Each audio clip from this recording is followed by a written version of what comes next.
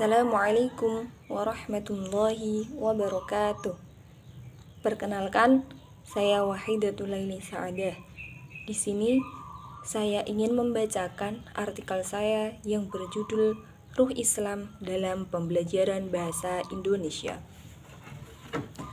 Pembelajaran bahasa dalam konteks pembinaan keimanan dan ketakwaan dilakukan dengan pemilihan bahan ajar yang sesuai dengan prinsip tersebut, serta pembinaan terhadap guru bahasa tentang keimanan dan ketakwaan.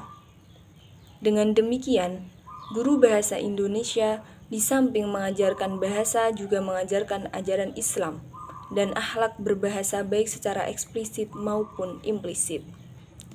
Cara kedua menekankan peran guru dalam mentransformasikan nilai-nilai agama melalui pembelajaran bahasa Indonesia. Dalam keimanan dan ketakwaan di sekolah dapat dikembangkan dengan prinsip 3 pola dasar. Pertama, pendidikan agama sebagai pembinaan imtak, seperti halnya yang kita ketahui selama ini. Namun, program ini memiliki banyak kelemahan karena di sini guru agama berdiri sendiri sebagai pembina agama.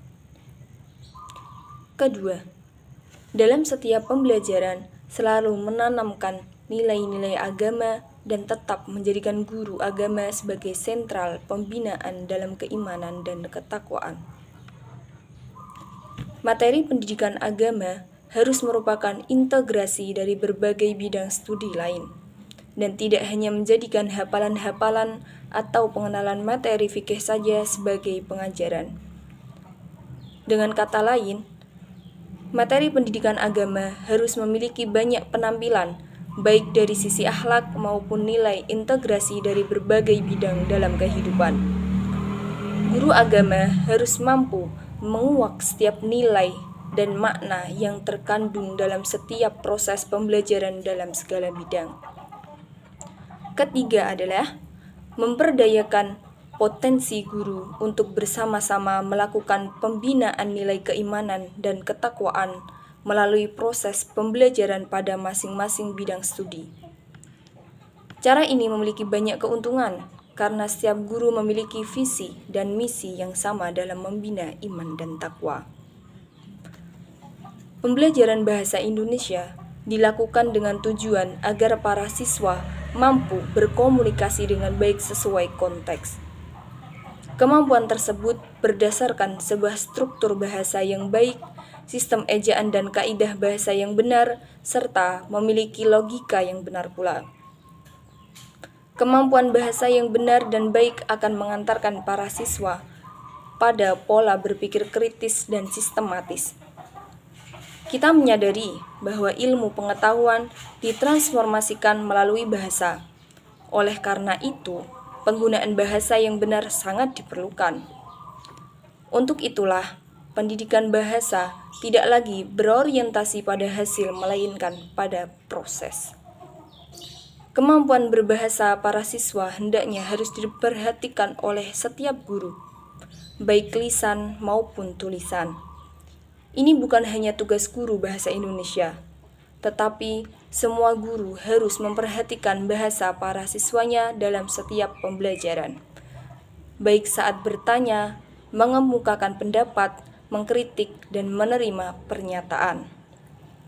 Oleh karena itu, pendidikan bahasa harus terintegrasi dengan mata pelajaran lainnya.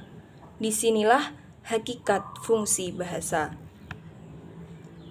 Untuk mencapai tujuan komunikasi, keterampilan yang dikembangkan dalam bahasa Indonesia berupa menyimak, membaca, berbicara, dan menulis.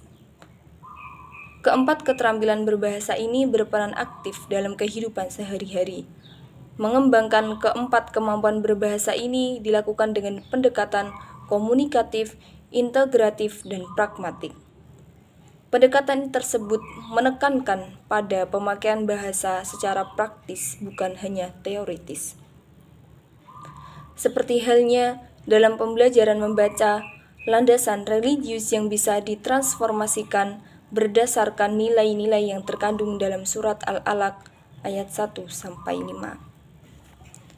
Kelima ayat tersebut merupakan wahyu pertama yang diterima Nabi Muhammad SAW ketika beliau diangkat menjadi nabi dan rasul.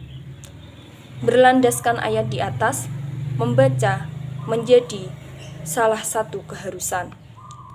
Tanpa membaca, manusia akan buta ilmu pengetahuan, karena membaca merupakan jendela ilmu pengetahuan. Dalam pembelajaran membaca, guru bisa menyisipkan ayat di atas sebagai reward, agar para siswa tidak hanya membaca karena ingin mendapatkan nilai baik atau disuruh gurunya. Para siswa hendaknya disadarkan bahwa membaca merupakan perintah Tuhan.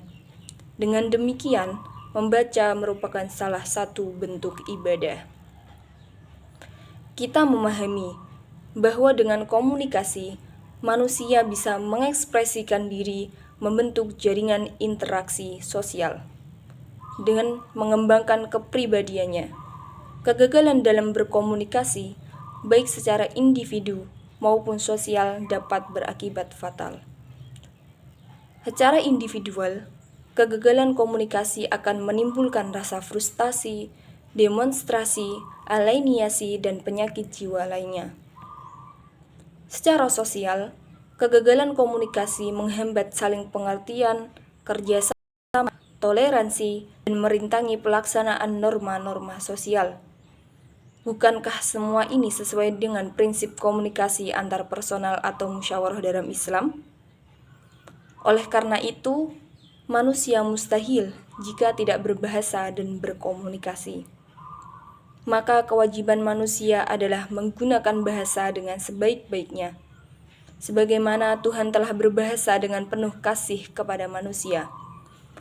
Bahasa Tuhan bisa yang tersurat melalui firman-Nya, namun juga dapat berupa bahasa yang tersirat melalui berbagai fenomena alam. Dalam Al-Quran disebutkan, bukankah gunung-gunung dan tumbuhan bertasbih atas keagungannya dan memuji atas kebesarannya? Mungkin itu yang dapat saya sampaikan, kurang lebihnya mohon maaf. Billahi taufiq wal hidayah. Assalamualaikum warahmatullahi wabarakatuh.